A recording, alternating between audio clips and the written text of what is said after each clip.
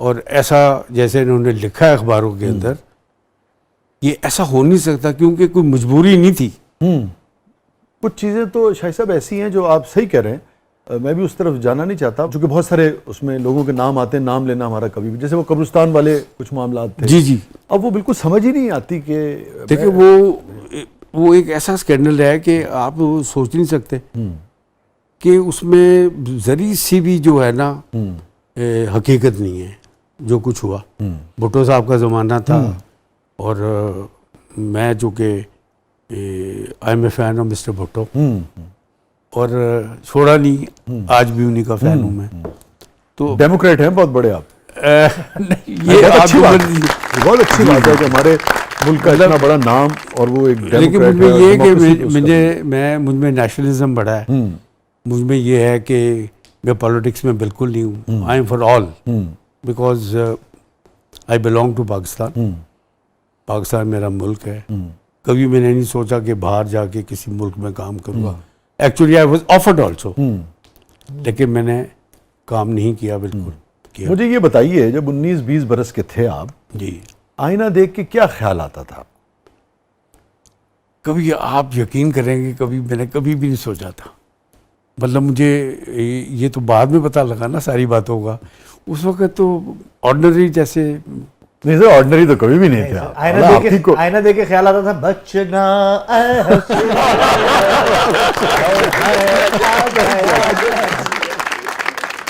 ऐसे बहुत सारे लोगों का हादसा है इस मुल्क को बनाने के अंदर।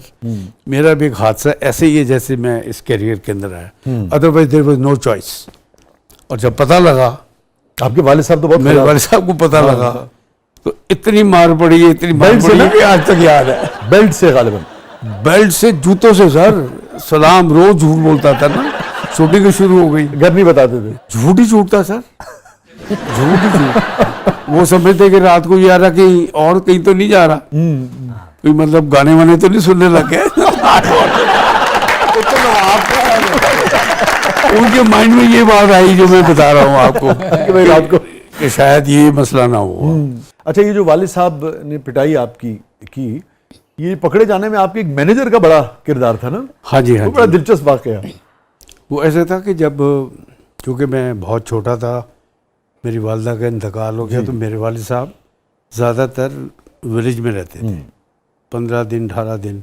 तो हमारी एक शॉप थी अनारकली में, उसके अंदर वो मैनेजर थे। तो मेरे वालिद साहब ने कहा ये कॉलेज के अंदर हैं भाई, कभी आ जा करें, 100-200 रुपये उनको दे दिया करो। तो हम तो 29 तारीख को पहुंच जाते थे, भाई निकालो, तड़िए छड़िए भी लगानी, उसको ज़्यादा ले लेने, 100-200 के साथ 50-100 रुपये और ज़्यादा ले लेने। उसको इस बात की बड़ी गुस्सा था कि उसको तड़ियाँ लगती थी महीने में 2 दफ़ा 3 दफ़ा। अब हम लेट आना शुरू हो गए। तो मेरे वालिद साहब टहलते हुए, एक नौकर साथ उनके होता था, तो वो दुकान पे गए। तो उन्होंने कहा नवाब साहब आइए, आपको एक चीज़ दिखाता हूँ मैं। यहाँ से काम स्टार्ट। टांगे में बिठा के, गाड़ी घर पे खड़ी हुई थी क्योंकि ज़रा वॉक करके जाते थे, तो बाकायदा उनको अच्छे से टांगे में बिठा के लक्ष्मी चौक लेके आए। इंतहा है, देखे ना। कुछ लोग अजियत पसंद होते हैं ना। हाँ जी, उसने हाफिज साहब ने पूरा बदला लिया, जो पिछला जो उसका बदला था 2-3 साल का, वो उन्होंने पूरा लिया और टांगे से उनको उतार के बाकायदा उस बोर्ड के नीचे लेके गए। और उन्होंने कहा नवाब साहब देखिए ये तस्वीर किसकी है। और हमारी जो तस्वीर थी वो दीवा बेगम के साथ पूरा पोज बनाया हुआ था।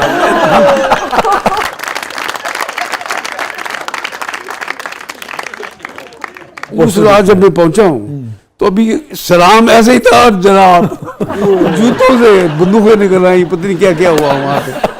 मेरी सारी फैमिली, मेरी बहनें, मेरी फूफी हैं, मेरे ताया डॉक्टर गुलाम बीक साहब, वो जनाब उन्होंने बचाव हुआ मेरा। घर से बाहर निकल के किराए के घर में चले गए।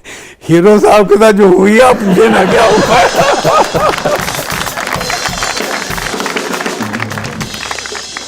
तो ये जो किस्सा है ये आज से पहले, ये आप ही के प्रोग्राम में मैं बता रहा हूँ। इससे पहले मैंने कभी किसी को इस तरह नहीं बताया। ये सारे हमेशा गोल मोल कर जाता था। नहीं, मोहब्बत चाहिए, बहुत बड़ी इज्जत अफजाई। No I love your father very much. Thank you so हाँ, much, thank you so much, बड़ी इज्जत अफजाई। जी। Thank you so much, thank you so much. बहरहाल घर से निकाल दिया, फिर किराए का घर लिया, फिर ऐसे मेरे जहन में जुमला है, मैंने कहा उन्होंने गुस्से में ये ना कहा, इस तो बेहतर सी कोई कर ले।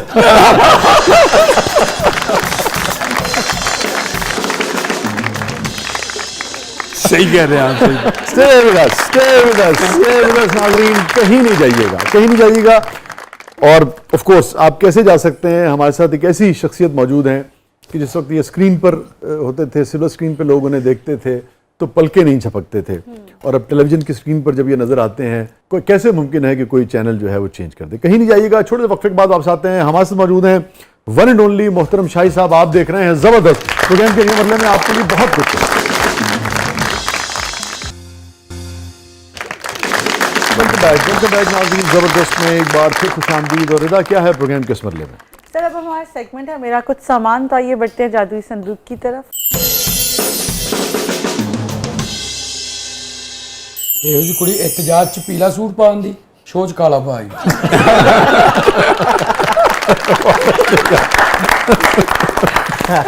अच्छा, ये फरमाइए कि जैसे नवाब आप बने हैं जी। और खासतौर पे उमराव जान अदा में शायद ही कोई बना हो। उमराव, हम वो सौदागर नहीं जो इंसानों की इस मंडी में औरतों का गोश्त खरीदते हैं।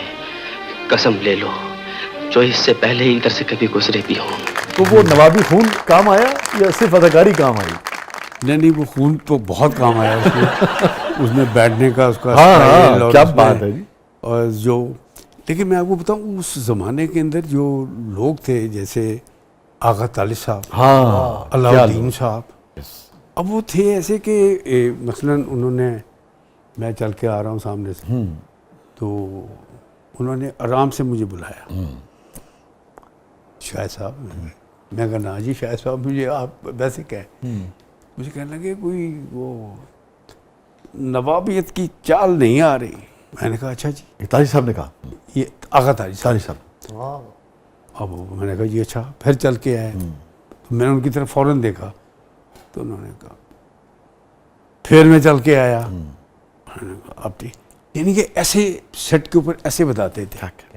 ये इससे पहले मैंने कभी आज तक एक्सपोज नहीं किया जो मैं अब कर रहा हूँ। Please please. अलाउद्दीन साहब ने कहा कि भाई बात सुनो शायद साहब। मैंने कहा जी।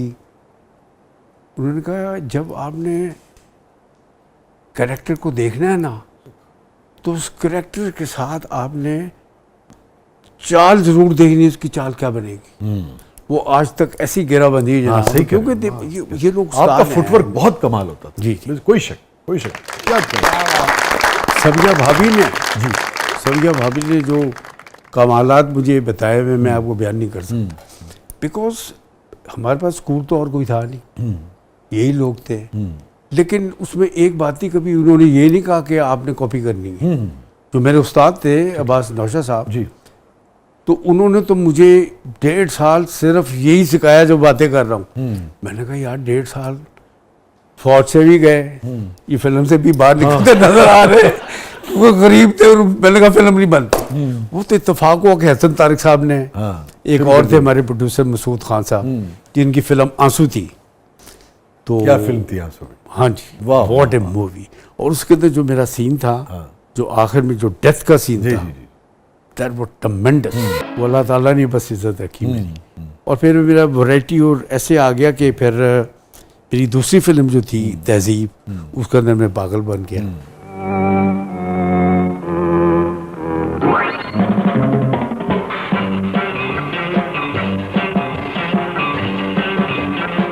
उसी दिन जिस दिन मेरी तहजीब लगी है फिल्म, उसी दिन मेरी फिल्म रियाज शाह साहब की लगी, ये अमन। उसमें मैं गेस्ट था, उसमें I was a army officer, उसमें कैप्टन था मैं। कौन है ये लड़की? इसे पकड़ क्यों लाए? ये एक दीवानी लड़की है, पैर को में घुसाई थी, हवलदार ने इसे ग्रेनेड चोरी करते हुए पकड़ा। तो मुझे अल्लाह का बड़ा शुक्र है कि मुझे वैरायटी ऑफ रोल्स मिले। हाँ, बहुत बहुत जी, वैरायटी थी। तो ये दुरुस्त कह रहे हैं। अल्लाह ने बड़ा मुझ पे करम किया और मैं अल्लाह का बड़ा शुक्र अदा करता हूँ।